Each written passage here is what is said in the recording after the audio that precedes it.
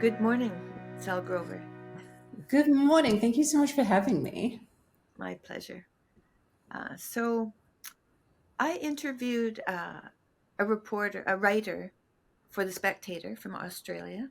I think that was the first Australian and then I think he started sending me names of people he thought would be good people for my podcast, which was very kind of him. And so Mhm. I've interviewed a couple of different people, and just recently, this week, I interviewed a woman whose name I can't remember at the moment, but I remember the interview, and she brought up this case. So now I'm going to learn more about it. So, Tickle versus Giggle. And so, I'd like you to just introduce yourself because you can do better than me and tell everybody what that's about, and then we'll get going. Thank you. So, my name is Sall Grover, and I suppose you'd say, an entrepreneur. I created a startup a few years ago with my mom, actually. We are in business together. And Tickle v. Giggle is connected to that. It's the most ridiculously named court case of all time for one of the most serious issues. So, the app that I created was a woman only social network, and it was a place where women could go to find roommates, to give and get freelance work, to connect for emotional support, to there was lesbian dating on there, just any reason a woman would want to connect in a female only environment to talk, basically. And a man who claims to be a woman is taking me to federal court of Australia because I saw that he was on the app. I removed him, and that was pretty much the end of it for me. Men would try to get on all the time. It Hmm. was not an event of any description. But sort of to cut a long story short that we can go further into, he filed a complaint in the Australian Human Rights Commission citing gender identity discrimination. And because it wasn't able to be settled there, because I wouldn't basically agree to what were essentially outlandish demands, such as sex and gender education classes, I said no. And so it has escalated to federal court. And it is the first case in the world. It's the "what is a woman" case. It is addressing the direct conflict of sex, biological sex, and gender identity, and it has international implications because of CEDAW, which is the Convention of the Elimination of Discrimination Against Women, which is a UN convention, effectively a international bill of rights for women, that was written in 1979 and has been signed and ratified by 189 countries around the world. Australia, quite uniquely, we incorporated it into law pretty much in full and basically we signed it in CEDAW in 1983, and in 1984 we created the Sex Discrimination Act, which up until 2013 was a purely biological sex-based document. And in 2013, there were amendments done to put in gender identity, but because there's no gender identity in CEDAW, there is a big question as to whether those amendments are even constitutional. So whether I should even be able to be accused of gender identity discrimination in this context. So basically, I set out with my mom to create an app for women, and I am Why did now two you do that? years. What brought you guys to do that? Were you lonely or? Effectively, yeah, at one point. I mean, so I was a screenwriter in Hollywood for almost Hmm. 10 years. I Hmm. left Australia and moved to Hollywood when I was 24, I which see. just, That's when radical. when you look back at it now, like I'm almost 40, and you look back on it now and you think like, oh gosh, if I knew then what I know now, would I have done that? Probably not. It's like, that's the great, sort of naivety of youth. That's right. Um, And I was in Hollywood in a very Me Too world. All the horror stories were true. I experienced a lot of sexual harassment and sexual assault, and it escalated to the point. And I eventually came back to Australia. I was a shell of a person. I couldn't cope anymore. And I was like, part of me was like, I didn't want to give up the dream of what I wanted to do, and I wouldn't let them win. So I stayed for a lot longer than I probably should have. But at the same time, I was like, this shouldn't be like this. Like, this should be fun to write a movie because they're supposed to be fun to watch. And when I was back, I went to therapy to help recover. It was Mm-hmm. actually my therapist who said you need a strong female support network in your life. And when See? my mum and I were talking about it, it was actually my mum who got the idea of like, why don't we create one? And it sort of then we developed the idea, and basically the idea was that you could have a strong female support network in the palm of your hand whenever you needed it. And so I didn't really know even then the true need for female only spaces to what, sort of this journey and what's sort of been happening in the last few years to really put them on the front page of the news in many countries. And so I just sort of feel like how society is going, they're only becoming more and more important, more than I could have ever imagined in 2018, 2019, when we were just developing the idea. Mm-hmm. Mm-hmm. That always brings up a question for me: the need for female spaces, because there's a need for male spaces too. That 100%. I completely agree. yeah, and Yeah, I that's been completely for agree. a I long think it's time really as healthy. well, right? But for some Yeah. reason, it's different from. I mean, partly because we're vulnerable, women are vulnerable. It's a different story, but there are still needs on both sides that are real and necessary. Yeah, I completely agree with you. And the needs and wants are actually really different because men and women are Right. different. Mm-hmm. And it's also sort of different, I think, in reality of how they're formed because with a male only space, I say this quite frequently, male only spaces can be created with a little bit of ease in the sense that if you create a really intimidating situation, sort of there's certain types of male gyms like boxing gyms that are a great example of this that women will self-exclude from them, but with Right. female only spaces the moment it is female only that becomes very attractive to a certain type of man, not saying a gender based, that gender identity based sort of man, I didn't even know that existed, but there is a sort of man who the moment it's female only it's the goal to get in, and that's just sort of the difference in male and female behavior. But I think, when you go historically, once upon a time, the male only spaces were like government and boardrooms. And I think that was wrong. I think women were right to dismantle that. But I I don't think that, know. I don't know. I don't know if I agree with that. I don't. really, Well, I don't know, because I know that men historically have formed hierarchies when there's only men. They're very good at just figuring out who's on top and who's next and all of that. As soon as there's a woman there, they can't do that anymore because the dynamics of the whole group changes. And so that gets disrupted. And I don't know actually in how many ways that gets disrupted. And the other thing is men wouldn't even think of complaining if a woman was there. They just wouldn't even think of it. They wouldn't even understand that it was changing anything, I don't think. Women are so perceptive. We're so perceptive to groups and dynamics and stuff. So even if it was not a, like in female sports, it's really obvious, like this is a very bad idea, and bathrooms, like this is a very bad idea, and so there's some scenarios where this is a very bad idea. But even in a more subtle forum where, well, maybe it doesn't matter. I don't know. Maybe it does matter. I don't know. I'm just putting it out there because it's yeah, I interesting. think that, like, definitely historically, I think men really did complain if a woman was in the room. I mean, that's why we weren't allowed to Mm-hmm. be in Mm-hmm. governments and There's boardrooms. that. Yeah, right. When Yes, that was it really, accepted. yeah, it Mm-hmm. really did bother them that we were there. And I think that in terms of disrupting the hierarchy in those environments, I think it's correct to do because, we do all coexist in society, and women exist in society, and at the receiving end of decisions that are made in those sorts of rooms. And so it's part of my whole argument for sex-based spaces in general is that we do all coexist in this very colorful world together. And so it's quite okay to just occasionally go and have refuge with your tribe, essentially. And whether Yes. that is a male only space for recreation, female only for recreation, or if you're getting more specific, like there are, just in terms of like online social networks, for decades now, there has been, religious based Yeah. dating sites, sexual orientation based dating sites. So I just think that to go and take refuge in all these places is totally acceptable. And that's sort of the diversity in the world. And yeah, and then we just sort of coexist.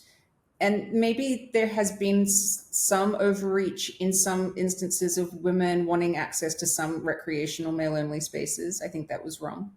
I think that it's fine to have male only spaces for recreation and socialization. But I understand why initially there was the dismantling of government and boardroom, and that those two places should be representative of society. Well, we could go into that deeper, but I don't want to, because that's not why we're here. I think that's a question that could be talked about a lot more, I think. Yeah. But because it's an open question whether where the way things are going is um, the optimal way for things to go in terms of our uh, governments and our bureaucracies and um, our teaching, our education system. Like there's lots of ways we could talk about all of this, but there's nuance in all of this, so it takes a lot of conversation.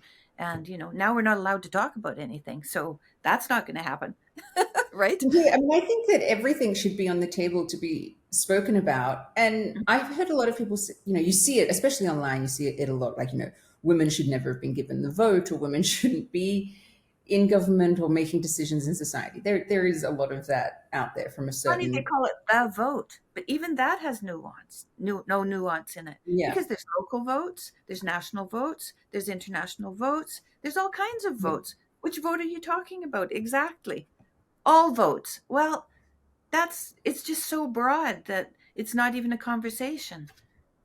Yeah, but I think that, I mean, I think, you could talk about it on any level, and it's interesting to do it. But I suppose maybe I'm just ever the optimist. I do think that despite how many difficulties there are in society and unique challenges right now that are very specific, like I'm very against sort of a lot of the ideological capture in the world right now and the Yeah. threat to free speech and freedom of belief. They're sort of my biggest fears. Hmm. But overall, society is better than it was even 200 years ago. I think that we are still hopefully going in a good direction. And I think part of that is by having representation of both sexes in positions of power. I think that I'm not we've, sure we're still going in a good direction. So uh, I think that we've fallen a long ways from where we were in terms of our values, and I mm, think that if we fall a long ways in terms of our values, then uh, we're doomed. That's what I think. I think that oh, that's I the way. completely, yeah, Right. I So agree with that.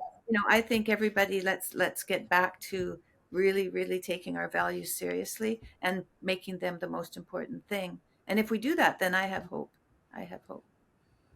I think we'll get back there because That's I what my think, hope is. yeah, I think that like even really like all ideologies, all bad ideas, they do have a life cycle. And Hmm. so long as you do actually push back, things, I don't know. As I said, I'm an optimist. I'm like, things work out in the end. You have to put in effort for them to. It doesn't organically happen. If you let it, society could go to a really horrible, bad place. So we see Well, I think examples. all these things that are happening with the which we're talking about in a way is the gender dysphoria and Mhm, all of the mutilation that's going on now. mhm. Like that's really an end point as far as I'm concerned. When you start Yes, to, right, if you start to prey on children, then we're at the end of whatever that is, and it's come to a place where there's no toleration anymore. completely agree with you. I think that, I mean, with gender identity ideology, why it's so bad in like a sort of a theoretical concept is because it's breaking categories, and it's trying to enforce a lie that's the most basic fact that we know, really, which is male and female, and you can't change sex. But then in practice, what is being done to children, I think it's evil. I think that Hmm. not only, and to vulnerable adults as well, it's not just children. I don't want to sort of have the vulnerable adults forgotten in all of this, but I think that it is the actual height of evil to take a child or a vulnerable person and then tell them a lie and tell them that these medications and surgeries will make them change sex, and then perform those surgeries that don't change sex. And that things will be better for them too. I, you go, how did we get here as a society? Like, how are there people in the world right now thinking that it is a good idea to do any of this? Like, Yeah. I Well, I have often wonder, read, like, I don't know how what you do we think get to about this, this? because I have read that feminism started with the vote, fair enough. Mhm. Equal representation and everyone needs a voice and all of that. Uh, and that's worked out pretty well. And then it was like, well, let's see now, what should we do? Here we are, we have this bureaucracy we've built around feminism. Um, let's see if we can find something else that we feel is a uh, have and have not situation. And so they, looked around for that, and they came upon, it wasn't economics anymore. Oh, well, it's what, not economics anymore. Well, then maybe we'll look at uh, eventually gender. We'll look at gender, and we'll say there's some inequality here. Let's get involved in that so that we can vote for something and against something else, because we're very good at voting for something and against something else.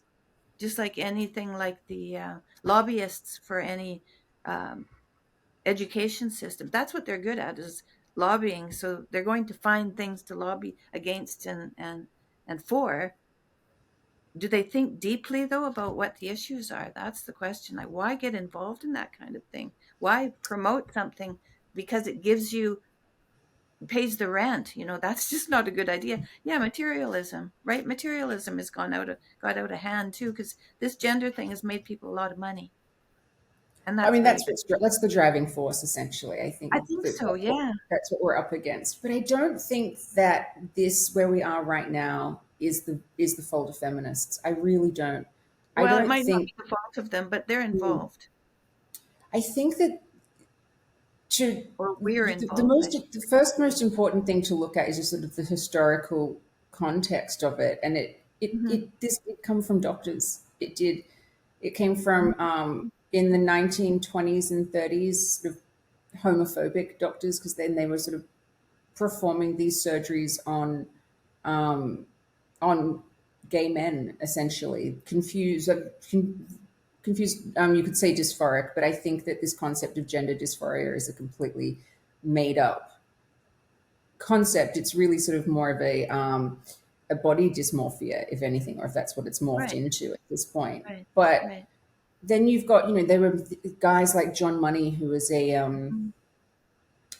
psychologist and whatnot in the 60s and 70s, who really he invented gender identity, like the concept of a gender identity, the concept of doing surgeries. He was looking into nature versus nurture and his all of his experiments and theories on this failed, only to be sort of Experimented on little kids too. he Yeah, did experimented on two little boys, yeah.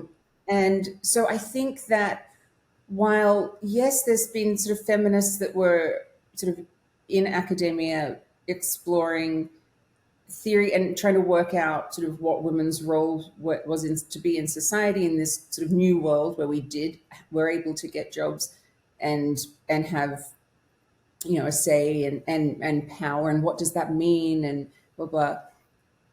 I just don't think that was completely what led to the one over the other side. Like, if I was going to have any criticisms of feminism, my Mhm. criticism is that I don't think it's really ever tackled motherhood that well, Right. not in No, any it proper hasn't. It hasn't. meaningful It way. hasn't nurtured motherhood at all.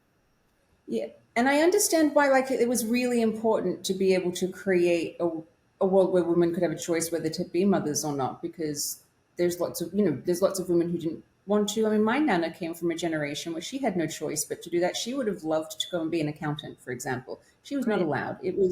She had to get married and be a wife and a mother, and she dealt with it. But it was even in her 80s, she would talk about it, how there was other things she wanted to do. And she had 6 children, 6 girls in total. Mhm. So I very much value that I have the choice to, and I have a 20-month-old girl now, and it has changed my life for the better. I love it. I couldn't imagine. I don't even, my life had no meaning before her. Everything is better. Things smell better. Things taste better just because she exists in the world. I love it. But feminism really never really spoke about that. Didn't do much to really say how women just that motherhood is a really good thing, and I think that we're sort of seeing the result of that at the moment, and Yeah. hopefully what emerges from a lot of the, I suppose, new thoughts and theories that are coming out in this sort of new weird little zeitgeist and paradigm we're all living in. I hope it does emerge some really good things about how, like, it's really great to be a mom. It's not a bad life. Yeah. And what do you think is great about it, Rick, fundamentally, in terms of your life?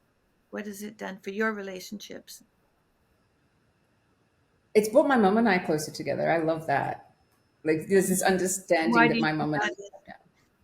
Why do you think that is?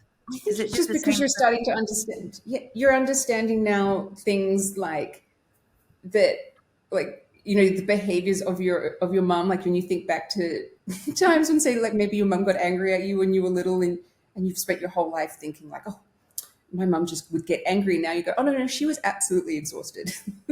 And you Really? just understand all of that on a completely different level that you couldn't possibly have really understood before from sort of the from this angle. And it is just amazing just watching this little person to develop a personality, and Hmm. you see things that are completely unique to her, and then sometimes you see things that are like you, and it's just, oh, it's so fun.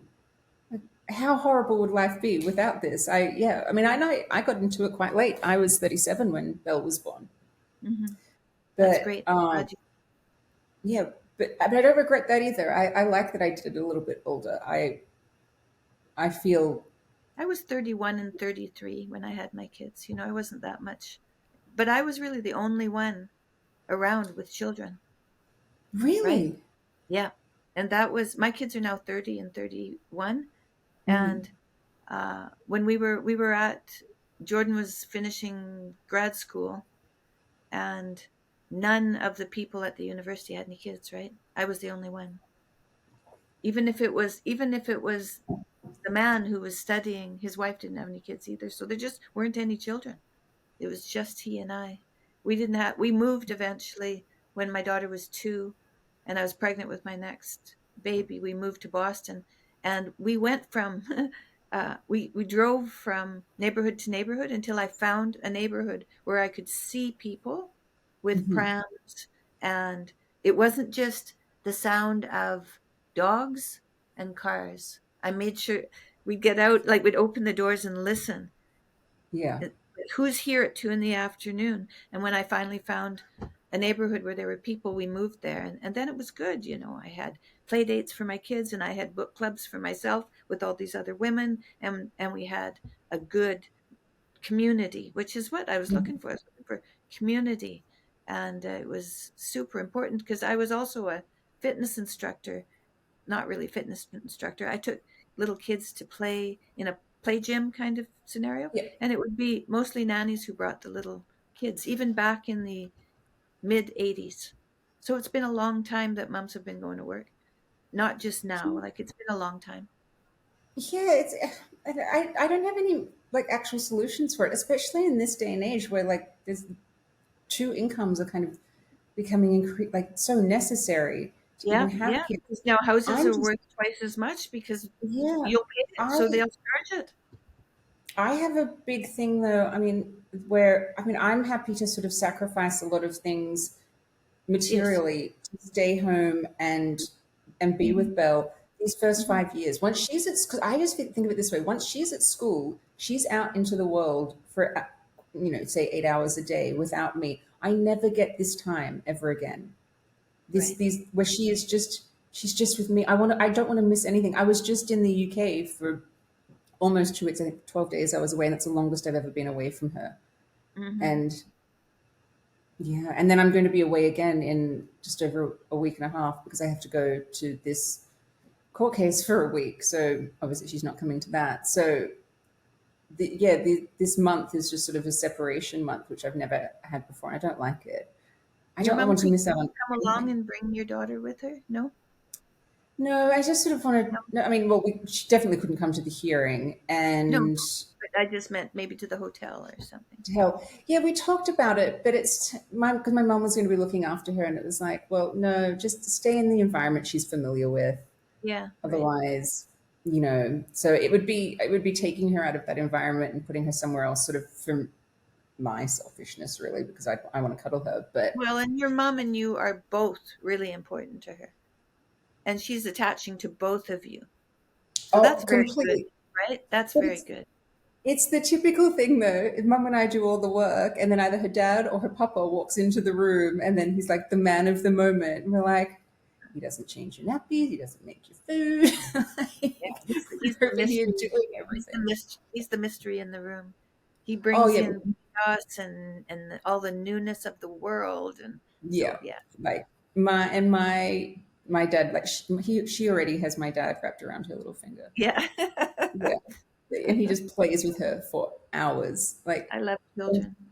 yeah, And then, yeah, no, and when like my dad did that with me when she's a too. teenager, you'll want to be home again because they don't always tell you what they want to tell you. You have to Hmm. be there. And then they'll say something and you'll think, oh, that's what you're doing tonight, or that's where you're going, or that's where you were last night, or something. But you won't be able to ask that information. You have to be there. And so that's another time that's really intense. You just have I that sort of middle yeah, I time. want to be around for the whole thing, really. Yeah. Like it is, you know, well, they say 18 years, and I'm sure my parents would sit there going, 18 years. Like they're like, we're still doing this, and she's almost 40. Um, there's been no break from my mom and dad. Um, yeah, I mean, I just love the whole thing. Yeah. But but at the same time, I do feel very lucky. I mean, the work that I do, in how even how weird it is at the moment, the work that I don't even know how I would define it. But everything I do get to do it from home, so I do have this outlet while looking after Oh, her, that's and there good. is so I I needed that too. Yeah. yeah, you still, I think it's your sense of self. Even just this past trip that I did where I went to the UK, and I went there to do some media to talk about the case. Yeah. And I used to travel a lot when I was younger, and I've always done all of my major traveling on my own. I'm very, very comfortable sitting on an airplane by myself. Actually, if I'm ever on an airplane with someone I know, I feel quite odd about it. Um, so I've always just, yeah, I've always traveled, and it was nice to rediscover that part of myself just for 12 days and be like, oh, this is like when I was 22 and I arrived in London. Isn't it And interesting? I've interviewed so many people now who have a new life because of all of the trouble in the world. Many people have found a calling, really. I call it a calling because when you set up this women only space, it wasn't supposed to be taking up this much of your life, I imagine. well, the platform itself would have, I mean, it was going to be my job running it. Oh, And so that would be the plan for that. But in terms of it being completely derailed, and now my days are spent, well, one, help like dealing with a federal court case, and two, speaking out against this ridiculous ideology that's saying that men are actually women. I'm like, that was not the plan. I didn't know this existed. I was introduced to this right. because we were Hmm. doing testing of the app before it had even launched on the App Store and Google Play. And what I've now come to know are trans rights activists infiltrated it, and they inundated our App Store and Google Play with one-star reviews, which meant we were never going to be able to launch it successfully or properly because it was sort of in an algorithmic black hole. We were called transphobic. I was called a TERF. I'd never heard the word before. I didn't know. I just had no idea what was going on. I missed this completely. I don't know how I did, but I completely missed what was going on. So this was, yeah, February 2020. There's some women who worked it out, especially in around 2017. There was a lot of women who started to go, hang on, something really bad's going on. A lot of people in general, but a lot of sort of the women that are speaking out, like that are becoming quite big voices. 2017 was a big year, especially in the UK. But never in my wildest nightmare did I think that there would be anybody who would be saying that, men are actually women and you have to believe that or you're a bigot. And Who that do you even think they when are, these men? Because they're specific kind of man. it is a specific it is a specific kind of man in a sense, although I think Like a that there's specific personality of a man to do this kind of kind of thing. A specific kind of personality to be obsessed with this or even interested in this and also driven to do this. Like, what kind of man is that? honestly a predator. The A moment a predator? man the moment a man wants to go into a female only space where there's going to be women, especially if there's going to be women and children there, Yeah. and they're going to be vulnerable, you're dealing with a predator, someone with absolutely no regard for boundaries. And who So I else would be don't predators then in a legal sense? Who would you define as predators in terms of men? Say if they've been charged with something legally, who would those predators be? They would be people who had done sexual uh, predation. Mhm. Yeah, Yeah, I mean, this is actually completely understood in law that the first crimes ever committed by sex offenders are voyeurism. So they right. would quite often, when rapists, what sort of career rapists, let's say, Hmm. were starting out in that lifestyle, Yeah, they would quite often go into women's bathrooms and take photos of film or just hide somewhere and watch. We've now given them the keys to the castle. Now, if the woman actually says anything to a man that's there, she's the bigot. She's the one in trouble, and it's escalating. I mean, they're bringing in these hate speech laws all around the world that if you yeah, even question it, you're the one that's committed a crime, while a predatory man is committing a crime, and that he's celebrated, he's stunning and brave for it. This is what the problem is with gender identity, is that, like, the ideology, it flips everything to make it the opposite. And so that's why everybody's going, I'm very confused, I feel like I'm in an upside down world, I can't make sense of it. If you actually go with the principle that everything they claim the opposite is true, you can work it out pretty well. right. Mm. And You know, there's so there's a new law going through in Canada that someone if someone thinks that you are thinking homophobic things, they can charge you. That should go over well. yeah, they're doing similar things in Australia and Scotland as well.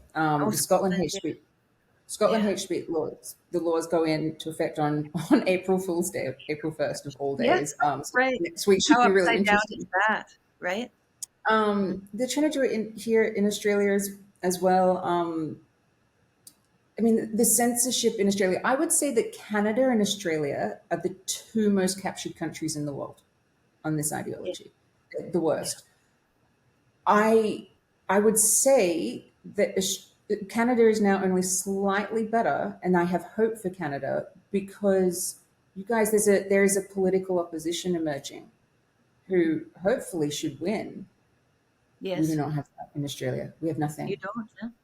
Nothing. Mm. Nothing. Our media, our fourth estate is completely Mhm. captured. I had to go to the other side of the world to bring attention to this case, Oh, um, because I felt like I was going out of my mind. I mean, this case has been allowed to go ahead in part because it was in the public interest. I've emailed journalists every day for a year. Not one has responded to me.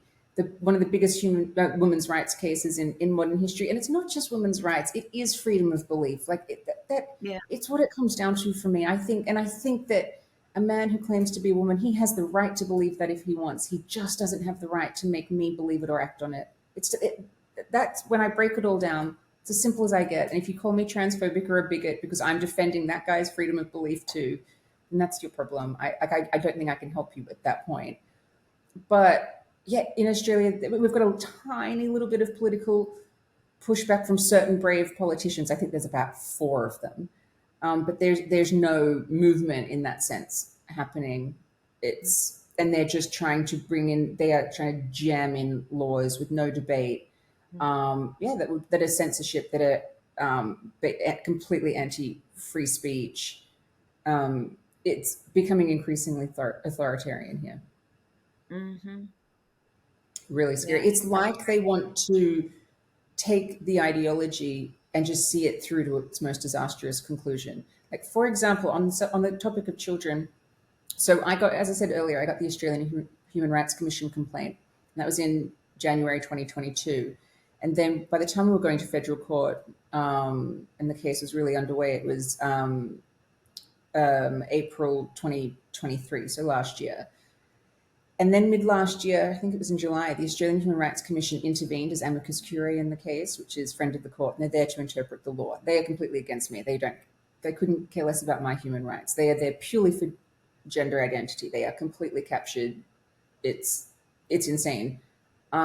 But in their application to intervene in the court, they set out why they want to, and it's basically because gender identity is the most important thing in the world as far as they're concerned. Then they have to list their expertise and experience, and this was the thing. When I read it, I was like, I can't believe this. They actually list all of the cases where they've intervened to ensure that children, they say trans children, but children can get hormones and surgery. It's there in black Yeah. and white. They're boasting about it. It's a human rights abuse to children, and they're boasting about it in a Good luck document where it wasn't even required having to. that go down in history. Good luck for them, because I, that's I wrong. yeah, I think that the Australian Human Rights Commission is not fit for purpose anymore. I think that Ours isn't. Ours isn't for sure. yeah, they're sterilizing children. They are lying to children and people in general. They are forcing an ideology that you can't apparently you can't question or deviate from. They don't care. I felt from the moment I got the complaint that they could never ever even considered the fact that I might have human rights. Right. And yeah, it's chilling. It's so chilling. It's something. It's surprising to me. There's no opposition at all. So um, The political that's cowardness in Australia, and you know what? Laziness. I think it's laziness for well. the most part. We've become complacent because we have all our material needs, and that's really caused a lot of apathy and also I think a lot of I mean there's no zest for life there, so that would cause some feeling of a loss of hope and a loss of agency and all of that, all the things we've given up now to government. Yeah, I uh, think that there's a lot of people that get into government potentially with good intentions, but when they get there, they go, actually, this is pretty cruisy. I don't really have to do that much. I get paid a lot of money. There's a great pension plan. mhm, Um, why rock the boat?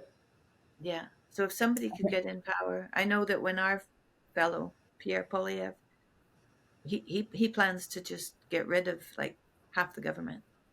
He's just Yeah. going to just get rid of it all because it has to happen. Like Elon Musk did with Twitter, it has to happen. He got Oh rid of, yeah, I think, 75% of the people, and it ran better.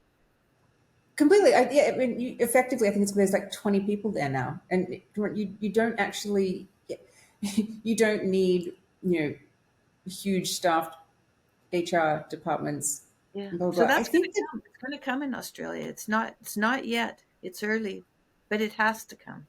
We can pray for it to come. How's that? as I say, like I am hopeful. I think it will. It's just I would say you just have to keep pushing back because I don't think it would organically come up because I think that really bad people, if you let them, they would get away with it. But I think that eventually, yeah, there'll be enough pushback, and it does change it. And at the moment, it's like it's sort of inevitable. There will be enough pushback when enough people realize and go, oh my god, what are they doing to children, and what are they actually saying? Yeah, And I can't yeah, call a man, or I'll lose my job. Like this isn't sustainable. It's such nonsense. It's not sustainable at all. And but at the same time, we're just trying to control the carnage. Like I don't want there to be more children who are mutilated and right, sterilized in the meantime. I right. want that to stop yesterday. Yeah, I want it to have never have happened. I mean, all you have to do is talk to what a person who's called they're called a detransitioner, but I'm sort of reluctant to give labels to anything. I don't think labels have helped us at all. But basically, you talk to a young person who's fallen for this horrible ideology and then realize that it was all wrong and they were sold a false bill of goods yeah, and they're trying to recover from that, and there's no services in place for them to the sort of the ideology is the most important thing is a trans child and getting them on this medical pathway. But if they realize that it's nonsense, there's nothing there to help them. mm, Suddenly, suddenly they don't care about this person, and that's when you know that it's very cult like, and if you deviate from it, you are a bad person, I think what happened basically. here that was very transformative was the trucker convoy, because then people could see that just the working man was not having it anymore. Was not going to take this authoritarian government's policies and just let it happen. They were going to fight back, and although and the government definitely froze our bank accounts. Like they were evil. Some of No, those I bank accounts are still frozen. Some of the really people, some of the people who were in the trucker convoy are still in prison. Yeah. And they've for been no in reason. court for a long time, and it's cost them a lot of money trying to fight against this. So it takes quite a, um, well, look what you're doing though. This is taking your time away from your baby, Hmm. but you're doing it because you're passionate about it because you see the necessity of it. Well, I mean, you have this, adorable little girl, and eventually I'm going to have to send her out into the world, and I can't send her out into the world where she has no rights, basically. I just can't do it. If she was not able to say no to a man, if that was made illegal, which effectively that's what they're doing, if she couldn't have boundaries in any way, if she had to Yeah. just accept a lie that this person is the opposite of what they say they are, no, absolutely no way. I won't send her to an educational institute where she is going to be taught to not trust her instincts. One of the things that I love about watching her is that she has really strong instincts. She has had them since she was a baby. She has a Hmm. very strong personality, and she has great problem solving skills and great instincts. And I want to protect that and nurture that as much as possible, because I think somebody who has really strong natural instincts and listens to them, I think that they've got a tiny leg up in life.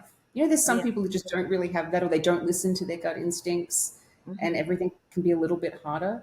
I just go, oh wow, you've naturally got this, so protect it. And just we're in this environment where that's one of the things that's being attacked. So that's what it comes down to for me. I just, as I say, like, it's freedom of belief, and just being able to naturally exist. I think that is, yeah, they're coming after it, and it scares me. What do you think about social media and the use of social media for children? I think it should be regulated. I don't think that any child should be allowed on social media. I don't think there's any need for it. I actually would say until 18. 18. Have you Mm-hmm. read Jonathan Haidt's work? Mm-hmm. Yeah. Yeah, I have. Yeah. I think that, so for us, we were Hmm. able to develop communication skills without social media because it didn't Right. exist when we were Yeah. younger. Did a bad job, but we learned what we had to learn, right? Yeah, it's not perfect, but and some people don't learn it as well as others. But I think it's really important to develop your empathy and your confidence and your people skills in person. I don't think you can do it online. We're Yeah. seeing that. Like, you can't, like, you know, little kids, sort of like, there is a rite of passage where they go through the process, they bully each other or whatnot. But when you're doing that in person, you're seeing how make your meanness makes the other person feel, Right. and You can then feel it you're too. You can feel and what then it you makes. feel it too, and you go, Mhm. I don't want to make somebody feel that way, and that's how you develop your morals and ethics and your values. But if you're just doing it from behind a screen, you're not seeing the impact that it has. You're not, I say this as someone who runs for social networking platform, like an app, but it was for 18 plus, like, it was for women. It was never for children, and they would not be allowed on it. I don't think that there's any reason. I think that children should learn to use the internet in terms of research. I think that's a great skill where you can have all of this, like, great information, access, like, access to great information and learn lots of stuff. But there's absolutely no need for a child to be on social media. And then there's the dangers. Like, you know, my daughter, for example, I don't put pictures of her publicly anywhere Mhm. because I don't want pedophiles to see her. It's as Right. simple as that. That the idea of that petrifies me.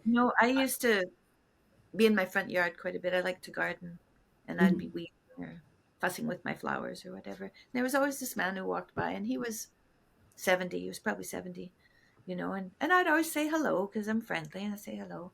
And then probably after a couple of years of that, I found out that he had been charged with pedophilia, and I didn't know.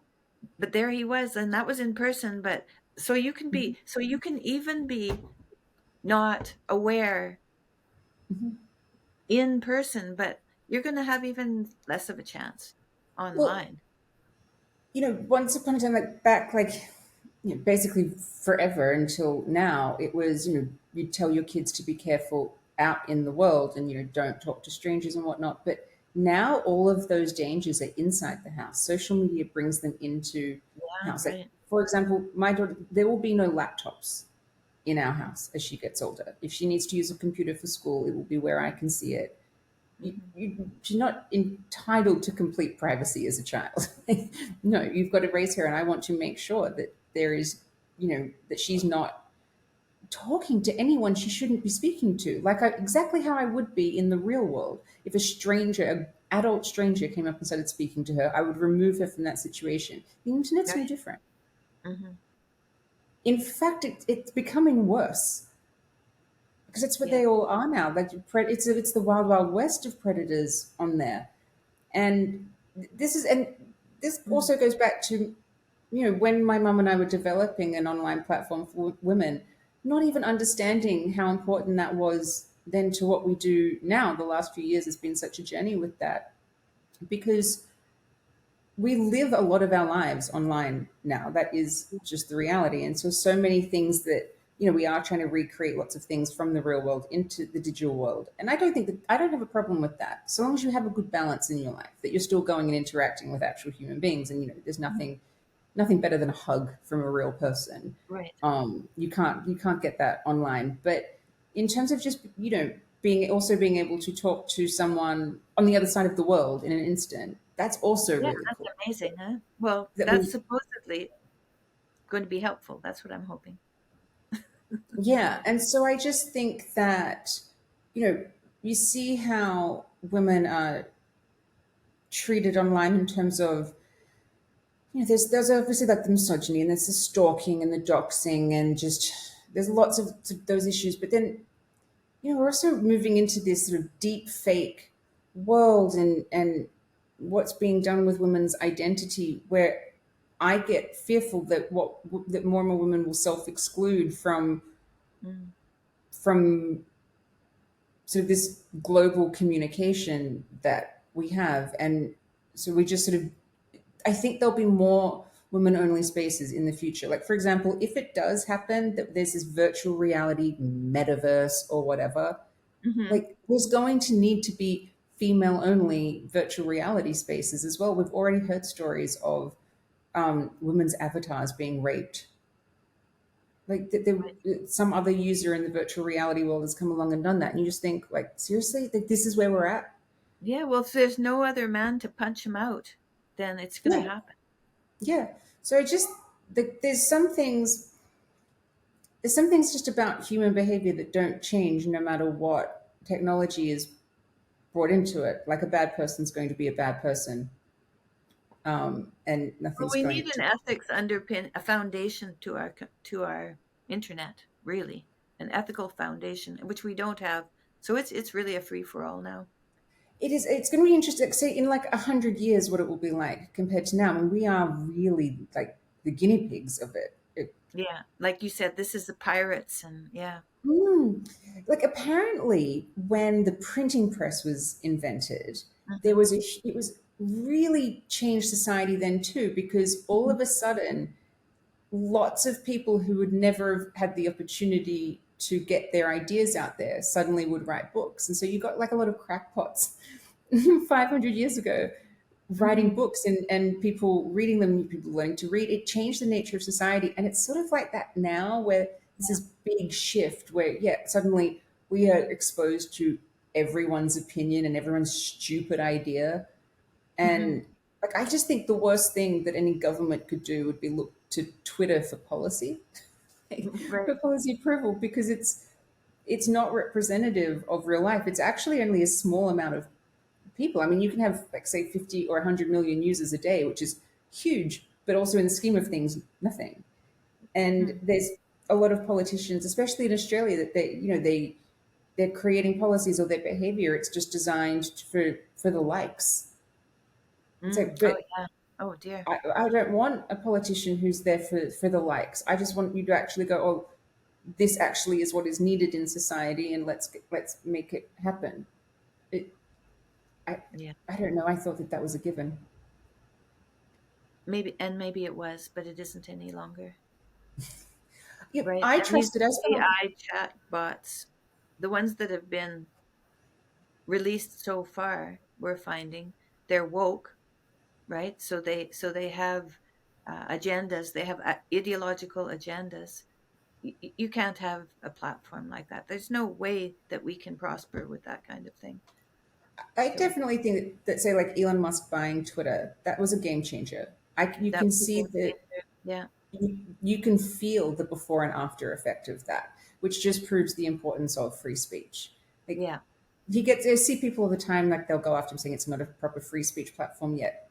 Free speech is very, very difficult and imperfect, and hmm, it's very hard to manage. I think that they're doing a good job, and hopefully it gets better and better. But I think that Twitter's or X, whatever it's called, is doing a really good job of it. And we're seeing what happens in a society where suddenly people are exposed to things that people were trying to hide from them. Which it's because we're just in this weird paradigm where we're exposed to dumb ideas, but the truth is being hidden. And now, like, I think that it's fine to be exposed to dumb ideas if you're also exposed to the truth. Like, that's the balance. yeah. Well, And you there's always another avenue that maybe you haven't looked at yet that you have to look at. You have to look at and see yeah, I mean, I what. question myself quite frequently. I'm like, am I right? Have I lost my mind? Like, Right. am I completely wrong about this? Have I got it wrong?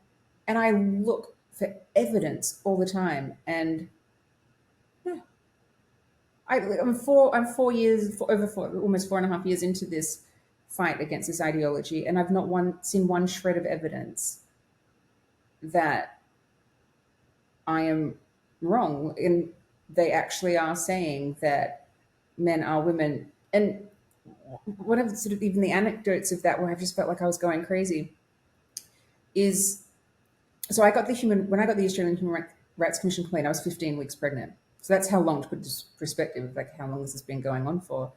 And it was all of this. It was all of the ideological language. It was, assigned at birth and blah blah blah. But I had a 20-week scan and was told I was having a girl. Like, my own, if you even want to go into that lived experience, my own lived experience Mhm. goes that's not how it happens. Like, my sister-in-law is pregnant, and she's about to have the nip test. That happens very, very early on. You can find out the sex now of a baby at 10 weeks Wow. gestation. 10 Hmm. weeks.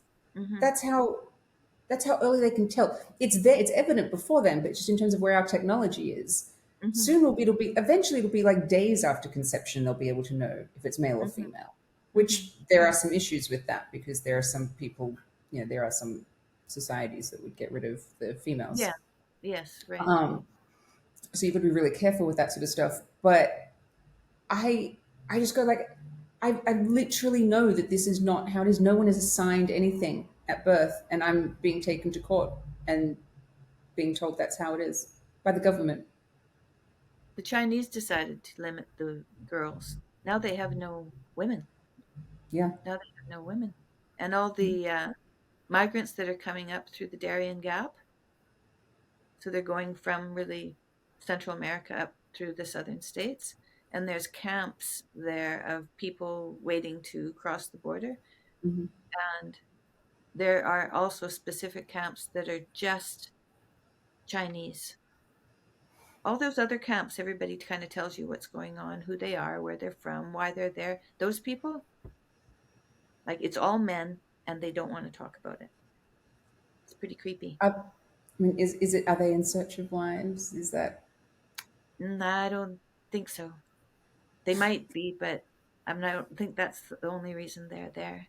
So we Yeah. don't know. But what would you do? What would you do with a bunch of men in your society if you had no women? You send them off to fight a war, probably. I mean, what do you do with men when they're just all together? Yeah, I mean, this social engineering doesn't work in the way that is being tried in many societies, whether it is femicide, which is basically killing baby girls for the sole reason that they're baby girls, or Yeah, eugenics in any way. Um, it it doesn't work. These are like some of the worst ideas yeah, human beings have ever come up with, and I understand why there's a lot of people who don't want to acknowledge or just you can't wrap your head around it that we are going through a mass delusion right now that is the equivalent of eugenics. mm-hmm, Um, mm-hmm, and to not want to acknowledge that. It's a big thing to have to acknowledge. Like, I remember the day, so this is a few years ago now, where I realized with puberty blockers that they effectively keep kids prepubescent while they age to the past the point, past the age of consent. But they're prepubescent, they haven't matured. They're right. keeping them as kids. And I just went, who would want that? And I couldn't unsee Horrifying. it. I couldn't unthink it. It's a predator's dream. Yeah, right, right. Mm-hmm. Hmm.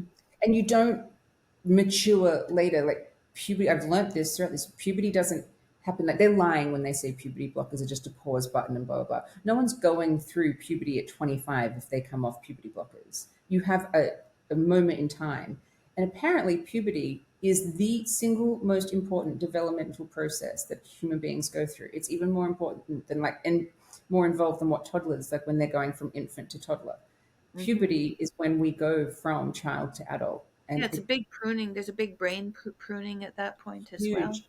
And so to Mm-hmm. block that is so obviously dangerous. It's one of those things I don't even think we need studies for this. It's just obviously dangerous. So what happens to the brain pruning then at that time? Does that also stop then? If you Hmm. take puberty blockers? Oh my goodness, eh? So then they don't mature at all, even mentally, psychologically. No, I So then read you never have recently. to worry about them standing up for themselves.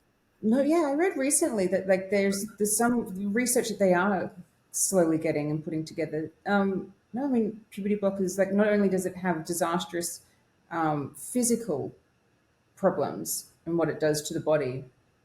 No, it affects IQ, it affects emotional intelligence, it affects the brain, it affects everything. Right. It's you don't stop a normal development of the human body. Like it is completely normal to go through puberty. It's actually a human right. Mm-hmm. And when you look into human rights law, I mean, you can't do anything that is contingent on sterilization, which puberty blockers and cross-sex hormones are sterilization. They are in direct violation of international human rights law. I So just how can't. has that worked out in your case? Have you had anything to do with that, or exactly what are you dealing with? No, because my case is very much it's the what is a woman case. So this is so we're dealing with sort of that question and making sure that female is a legal category that men cannot identify into to ensure that women's rights are protected, basically. Because Do they have a again, definition of no, women? the definition of woman was taken out of law in Australia. Oh, In, oh yeah, I think I heard that. in 2013, Julia Gillard, our first female prime minister, who's dined out for 10 years on her misogyny speech that went viral. While she was doing that, her government was actually taking out the definition of sex, man, and woman out of the Sex Discrimination Act. And it crumbled the whole thing. They put in gender identity, and Instant. which is just, it's so stupid. And because it's obviously in conflict, like it's muddled the whole law. I mean, you've got this document that was intended to be for biological sex. There's no other reason for it, and to stop discrimination against women and girls, and then put something in it that only creates discrimination for women and girls. It's just obviously was always going to be a problem, and it's not like it hasn't been a problem for the last 11 years. It's been in there now. These amendments, the activists have intimidated so many women it, to either to crumble. So many different organizations have just crumbled. Um, Yeah. Well, hmm it's not and if like it's there's been going to be a war working between men and women, who's going to win? Right? I mean, men are stronger, so there's completely. going to be that. physically Completely. stronger, right? Completely. If there was just like a physical war between men and women would lose. Yeah, If it just was, women would go hide, and men, yeah, like that's what we do. We just we go would. hide, But and if, then we you know, try to strategize to take them out a different way. But we definitely go hide first. yeah, I mean, I love that men and women are different. Like, there's sometimes where I think, oh, wouldn't it be great if we were as strong and fast as men or whatever? Like, well, we're not. So there's no point dwelling on it.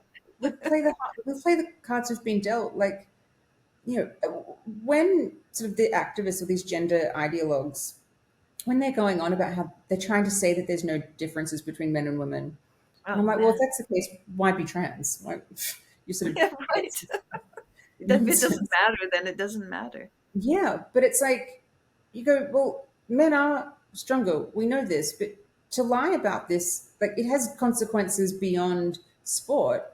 Like, what do you think? Women are just letting rapes happen all over the world. Think all of the women who are when rape is used as a weapon of war. Do you think women are just allowing it? No, no. The men are physically stronger. That's why rape happens. Hmm. So just to effectively gaslight people about this, about our own instincts. We are fully aware that men are stronger than women. Fully aware of it. We've always known this. Like I have a brother who's 7 years younger than me. You know, when he was a teenager and he became bigger and taller than mum, Yeah. yeah, it changed the dynamic. Hmm. That's just how. But that's just how it is. I think that we should accept things. Some things, you sort of accept the things you cannot change, Yes.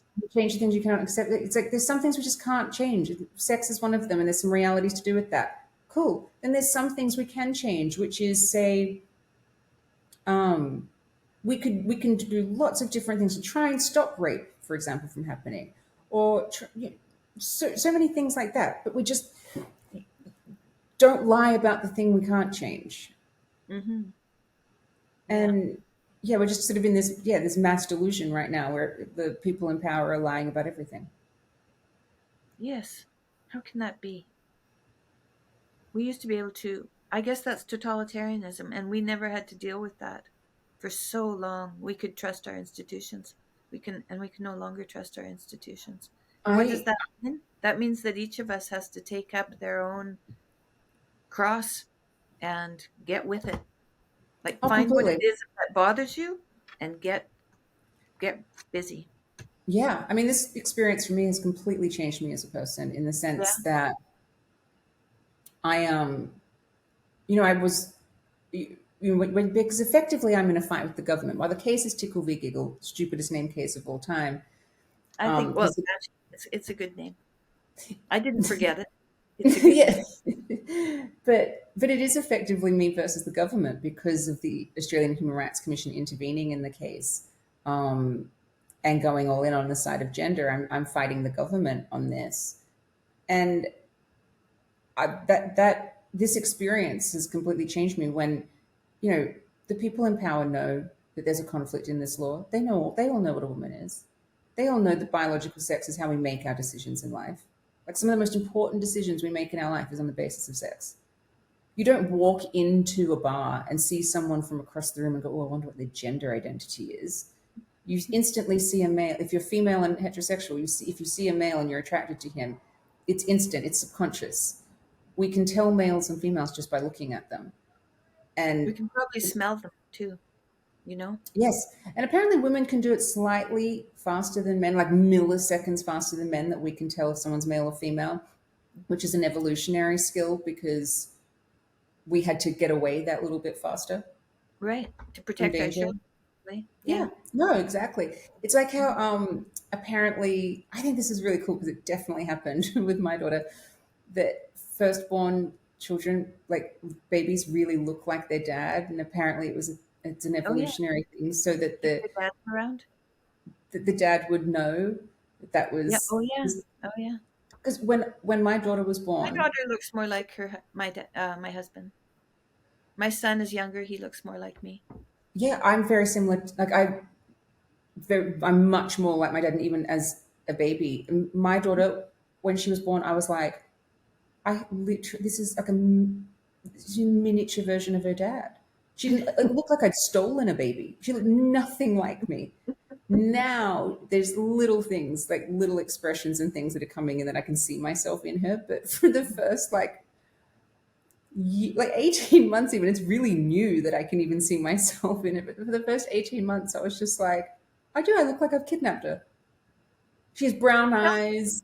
tell everybody uh, who Tickle and who Giggle are, because I Okay, didn't. so yeah, so um, Tickle is a man who calls himself Roxy Tickle. He's in his mid 50s. He he claims to be a woman. I mean, that's actually effectively all I know about him. I didn't know that he even claimed to be a woman. I don't know this person. I've never met him. But he went on the app. I just saw a man was on the app. I would see that all the time. That was a regular day at the office. When I say thousands of men would constantly be trying to bombard it, and our gatekeeping worked. Right. But every now and then one would get through. Mm-hmm. He was one of them that got through. And I would just remove them. I don't. It would be impossible to remember how many I would remove, or to remember them individually, or to know that they have a gender identity, or furthermore to care. Like I say Yes. all the time that men like Roxy Tickle cannot be in a female only space for the exact same reason my dad can't. The man I trust more than any man on the planet. It's not a character assessment to say you can't be in a female only space. It is just an Mm-hmm. observation that you're male and you can't go in on that basis alone. That's it. And that should be the end of the conversation, I think, really. I think if you want to go and create certain unisex spaces and brand them however you want, fine. Like, go and create woman plus trans woman places. I'm not going to stop you. I think eventually they'll become male only spaces. I think the woman will self exclude eventually. Right. Right. But but okay, some people need to see that experiment through to its logical conclusion. I'm not going to stop you. I'm just yeah, I just want female only spaces. So he yeah, so he filed in federal court because we couldn't resolve it in the Australian Human Rights Commission. Basically, to resolve it, I would have had to let him on the app, let all men who claim to be women on the app go to sex Oh, and gender education, and you had to uh, go to sex and gender education. You did. well, that's what they wanted me to, Yes. Right. and then also moderate all content on the app, so that men who claim to be women weren't offended. And I said no, I so see. I wasn't going to agree to any of this stuff. I At this Right. point in time, I was also like, by the time we were getting into this negotiation of it, I was, you know, definitely in second trimester of pregnancy. I was stressed. I was anemic. It was just horrible. This is not how I wanted to be spending my pregnancy. So I said no to it. And so basically, how it works, if something can't be resolved in the a complaint can't be resolved in the Australian Human Rights Commission, they advise the applicant that they can take it to federal court, and they have 60 days to do it. And so he filed on the 60th day. And so I was like, okay, it's going to federal court. I got a barrister immediately. And it was when I brought in the barrister, she was the one that explained to me, okay, this is what's happened with the amendments, and we need to do a constitutional challenge in defense to get rid of them. I didn't know all of this beforehand. I'm not a lawyer. I've basically had this like crash course in the law in the last 2 years. And I didn't know that they had taken, the definition of woman out of the Sex Discrimination Act. I didn't know that they'd put gender identity in, because I said I didn't even know gender identity was a thing. But in Australia, not knowing about a law is not a defense. But I'm like, well, in this particular scenario, how would I have found out about it? Because you've taken the definitions out of everything. So when I'm talking to somebody, and you have to deal with lawyers when you're setting up a business. Now, we were just talking about women only. How do I know that they weren't thinking, oh, that includes male women? And how did they know that I was thinking, I don't even know that there's a thing of male women? Like, you change the definitions of words and you can't communicate anymore, and it leads to a situation like this. Mm-hmm. So I Mm-hmm. won't actually even take responsibility for that. No, there was no possible way I could have known. It's not even a rational thought to be like, oh, should I just check and find out if men are considered women in law now? Who would think that? Right. Right. So it just never occurred to me, my wildest nightmare. And here I am. And so the hearing, I can't believe it. This has just been such a long journey. God, it's aged me. I call them my giggle grays when my gray hairs come through. It goes to court on the 30th of March, and on the 9th of April, 10 days. So for almost 2.5 years we're almost there. And And then what do you expect to happen in court, or what have you been led to believe will happen there? mean, one woman who's sort of in Australia who fights this stuff as well, Kira Lee Smith. She's lovely. Actually, you have a great conversation with her. She's really really great. Um, she I'd said love to me to. recently. She said, even if you lose, you're actually you're right, and I am. I'm right. Not Yeah. only I'm just telling the truth. I'm just Yeah. talking about objective reality. Yes. This has to be It's just done, the right?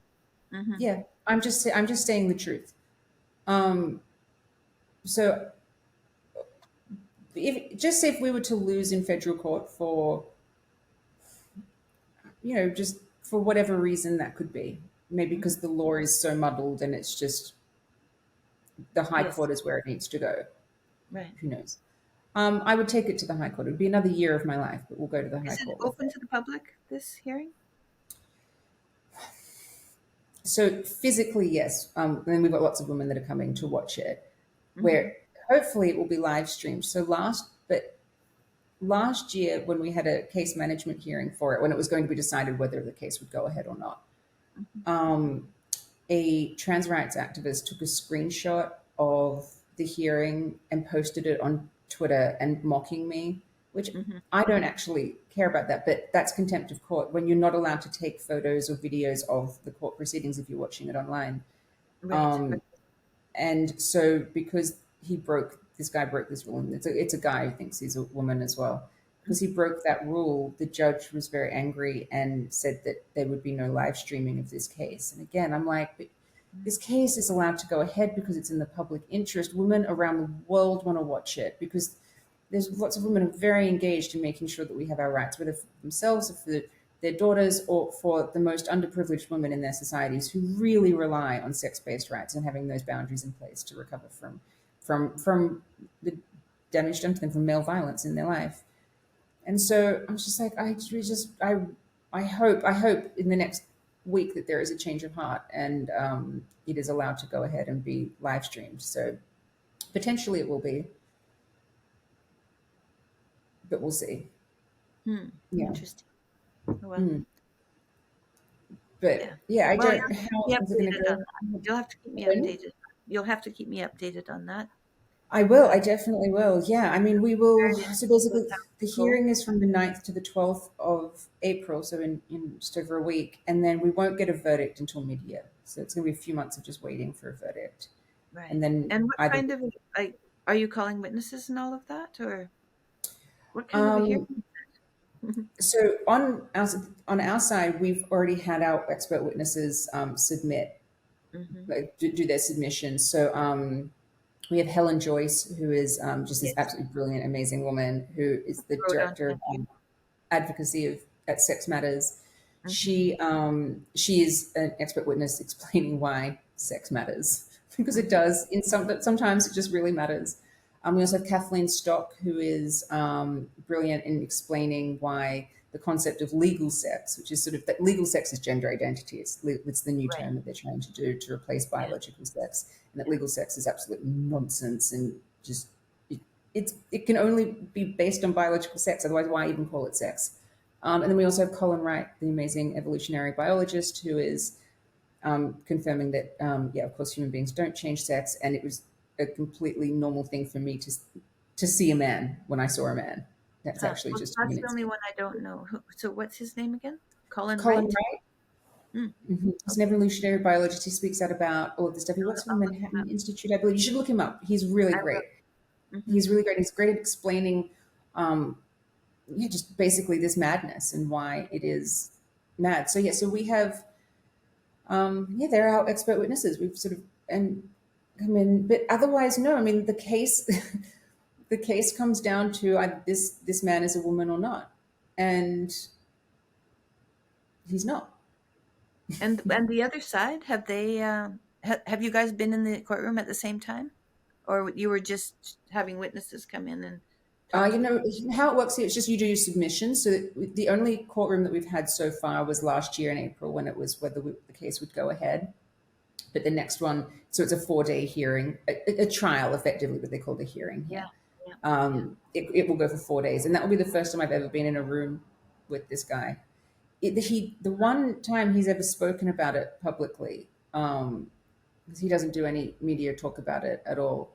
But he did one interview, I'm Um, sure he's been told to be quiet. I suspect. Yeah. Yeah. Um, he didn't. He said he just wants to be in. He says it was something to the effect of he just wants to sit across from a table from me and ask me why I don't think he's a woman when he is, in his words, morally and legally a woman. And I'm like, morally and legally a woman, nonsense. But Hmm. I, from my perspective, I don't want to sit across from a table from you and tell you why you're not a woman. You're just not a woman. It's not a Hmm. matter of my opinion. It is just a statement of fact. And Hmm. if that hurts his feelings, why would I want to sit across from a table from him and hurt his feelings? I think he can go and if thinking himself as a woman is what gets him out of bed every morning and makes him live a great life and makes him happy, fine. I don't have a problem with it. I only have a problem if you're making me or anyone else believe it because it's just Right. not true. So Yeah. I wish him well. I Mhm. just don't come into No, female bringing all spaces of and this say, into law is the problem, right? Having the yes, government dictate what we are forced to believe or say, that's the problem. it's the, exactly that's where that's the crux of the whole issue. The buck ends with that. Um, and there's been huge censorship on this case in Australia. It's why I had to go to the UK to be able to bring some attention to it, some crowdfunding for it as well. This is costing 500,000 Australian dollars, so it's not cheap to go and find out what a woman is in law. Yeah. It's just been horrific, like how stressful it has been. Mm. And I think part of the reason why there's censorship in Australia is because if every Australian person realised that the Australian Human Rights Commission is saying human beings can change sex and that biological sex is not male and female and that you have to believe this or you could lose your job or you could be punished in federal court, I don't think they'd get their trust back. No. I think they're relying on people being ignorant to it, and I'm not up for that. I think people need to be informed and be able to make their own decisions. Like if you decide to believe in this nonsense, okay, like people believe in crazy stuff every day that I don't believe in. So long as I'm Right. just not being forced to believe it, that is existing in a free democratic society. Yeah. It's as if we've lost our privacy by allowing social media into our homes. Yes, some people are more willing to give up that up than others. Like I don't really I don't publicly post anything about my actual life. I give my opinions Hmm. on things on Twitter, but otherwise there is no insight into my life, what I do on an average day. That's I actually think that's like really personal information. It's really nice just to keep to yourself. I Yeah. don't want strangers Really, knowing like if what we I were going make to for set up an app, you'd think that that would be something that people could discuss of uh, how are we going to set up this app so that it's healthy for everyone to belong, and they can engage as much as they want. There has to be boundaries. We've forgotten all about boundaries, I think, haven't we? Yeah, well, Like, when Mum and I were developing Giggle, there was a few things that were really important to us. One of them was that basically you just didn't have to give any information of yourself to be able to use it. Like you had to give your phone number because how an app would work, or so like anything, you have to give like an email or phone number because it's the anchor that mhm, makes the app run, that mhm, locks it, that puts a user into the situation of being able to make it function. And we were like, well, that's the only information that we need. Anything else? Because we got sick of having to like fill out all of these things and basically give your firstborn to be able to go and yeah, and be part of something. I'm like, no, I don't want to have to give information about myself. I want to be able to even have boundaries on that. And so when we were creating the whole concept of an online female only platform, boundaries were at the forefront of our mind the entire time. I just didn't know there was this new demographic of men that we had to be protected from. But I was just thinking of other, like just that other demographic that we've sort of always long known that has existed. But it just yeah, I mean, as I keep saying, this stuff never even occurred to me. And we wanted to create a place where women could just go. It was like a refuge that you could just go when you just needed. Sometimes it's something specific that you only want to talk about with women. yeah. Well, you Um, need a community that you can depend on when you're feeling discomfort, that you can describe how you're feeling, uh, and you can trust the people who are listening to listen, yeah, and then um, maybe you can get your mind straight. It's not that maybe you don't even need any advice. You just need someone there who you can trust will listen. Really, Yeah, that's what we're looking exactly. for. Like I will say that, 'cause so the app is not actually online at the moment because we took it offline in August 2022, so a long time ago, to do some renovations on it and a new build basically, and then we were going to release it. And because we work on a shoestring budget, like we're not Elon, so we can't do the build while running it at the same time. Right. And just we were getting ready to relaunch it, but the court case was filed again because this guy had withdrawn, and then he Oh, refiled it, and so we've kept it offline to protect it basically. And once we win, it I will wonder be. who backed that and allowed. I wonder why he refiled. Somebody else got involved, maybe. Yeah, I don't know. I I don't really know don't either. know. I have no idea. I suppose I don't. Something part of me is like I don't even care. It's just like it is happening, and I just have to sort of focus on what I know and that it is happening. And I try to not I try to not overthink it. You know what I mean? Of Yeah, like letting my mind wander into sort of any yeah. like what ifs Good or idea. Yep, yeah. I try to I stay agree with very you. present and grounded with Yeah, it. good idea. But so it's offline at the moment. So I mean, this whole process has taken away my livelihood and everything. And it's okay. I'll get it back. So it's like there'll be a light at the end of the tunnel eventually. But when Giggle was running, and I would engage with women on there all the time. Like we had like a female, like a Twitter style forum on there where women would just talk to each other, and you know, women spoke about politics differently to how I've ever seen it happen online. There was a confidence there Mm, to share opinions, um, or even just like of some like say silly like innocent things that we would talk about, like say astrology is a good example. I'm not someone who's into astrology or anything, but it is say more women are into astrology than men. You can say on average, and women who like sort of like that sort of stuff. There was an environment where they could be unapologetic about it. There wasn't sort of like some guy coming in and shaming it, mhm, or going, your political opinion is wrong and here's why. Sort of the mhm. cliche like mansplaining. It was a place where women were just, I could just see it happening. Women getting really confident in their opinions and voicing them, and I think that's a really And so important this was thing. just a private platform. Well, yes, because it's what's called a closed platform Oh, closed. because of it Still being online, female. but closed. Yeah. Yes, because it's female only, so it has to be, by definition, it has to be a closed platform. Otherwise, it's not female only. So we made it that like men can't even read it. They just don't exist in this little corner of the internet. It Right. is only, it's for women's eyes only. That's very interesting. Um, and yeah, I mean, and it is a thing. There are lots of spaces out there that are very male only, even on the internet, and it's purely that most women self exclude from them. Like there's Mm-hmm. a lot of Reddit that is male only, a lot of Mm-hmm. Discord that is male only. Remember back when 4chan, I don't even know if 4chan's still a thing. I mean, it was predominantly men in these spaces. Mm-hmm. And again, male and female behavior, I think, is, it's obviously different. And there could be an argument that male only spaces online are actually a really bad idea because they get quite radicalized on them. And a lot of like men get Well, it's sometimes. better to know they're out there and and to know who's on it. Completely, and I don't. And at the same time, I think that it's really important and great for men to have more opportunities to sort of just converse and support each other and develop that side of themselves. Yeah, and hit each other on the head when they need it. Yeah, no, completely. So I would never deny the men who need it. I think like if you want male only spaces, create them. And but it's different. Like women, just from my observations of watching women in a female only space, it wasn't sort of radicalized, nor was it like a woe is me environment. It was actually supporting. It was as you said. Sometimes having a vent of this is something that's happening in my life, and then I just needed to vent it. I know the solution. I just needed to say it, and now I can move on. Thank you for listening, kind of thing. Right, I right, think right. that's great.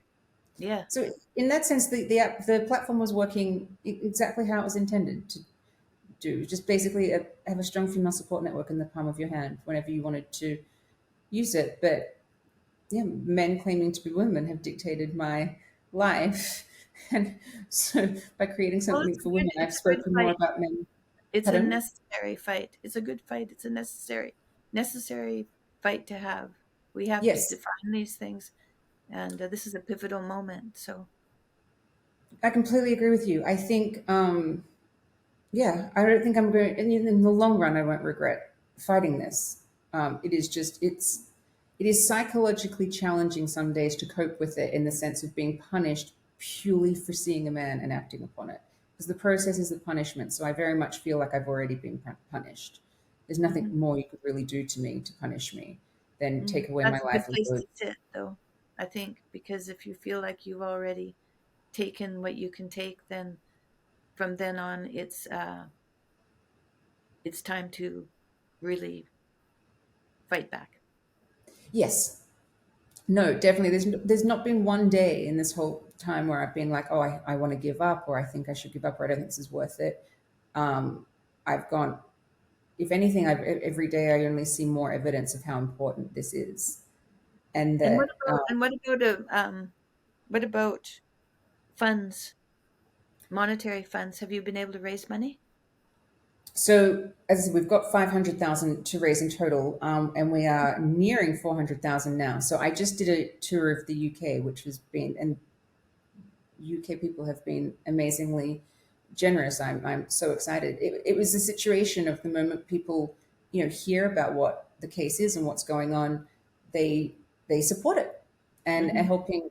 You know, I run a startup. I don't have a spare $500,000 sitting around to Hmm. fight a legal challenge. So we had no choice but to crowdfund it if we wanted to fight it.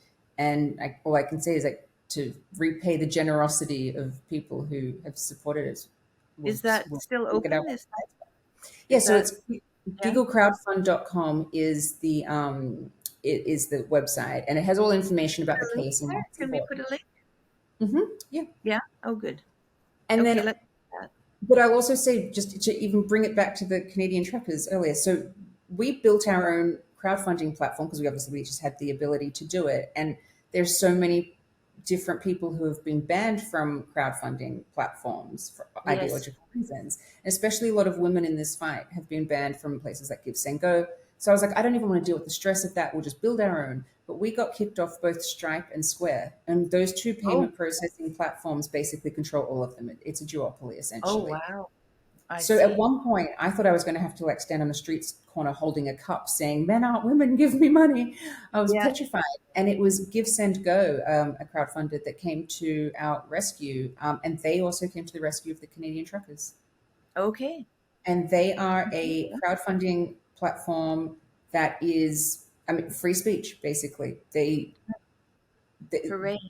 they have been so amazing. There have been times when, there's lots of activists that want to shut us down and want to make sure we can't raise the money, but they have stood by us and taken the stress completely out of the situation. So when you go onto Google Crowdfund, when you go to donate, you're actually taken to Give, Send, Go. And yeah, I'm just forever grateful that they Yeah. came to our rescue. Otherwise, I wouldn't have been able to raise the money. Yeah. Okay. Well, there's a time crunch then. We should put this out right away and to support you and Thank you so because we much. need this to go as well as it can go to get as much out there in the open and Exactly. I mean, and then what we to can put it in change. perspective of like to try and plan my life, I don't even know how to plan it because if we lose and we're going to the high court, I have to raise at least another $500,000 again to pay for that one, and it'll be another year of my life. So I'm at Yeah. this time at the moment where I'm like, I don't And do know you if I'm think you getting will? ready. Is Pardon? that a probability? Do you think that what's the probability of that happening? Yeah. High. I'd say Hi. it's high. Oh Hmm. well, I let's am start now mentally, then, I guess. I'm mentally and emotionally prepared to go to the high court. That's where this is going because I don't want it to be a shock. I'm just like, okay, it's going to be another year. Just buckle up. Just power through it, and then we'll win in the high court. And because all of the international laws for women and for sex-based rights and sex discrimination, it is based on biological sex. This is clear in CEDAW. Anyone who has muddled that with gender identity, they are in breach of an international bill of Yes, rights for that's women. for sure. I agree. It's as simple as that, and that's where Yeah, a high it's court pretty decision simple, is. huh? It's pretty simple. It is actually pretty simple that a government could go in Model and at the legal level.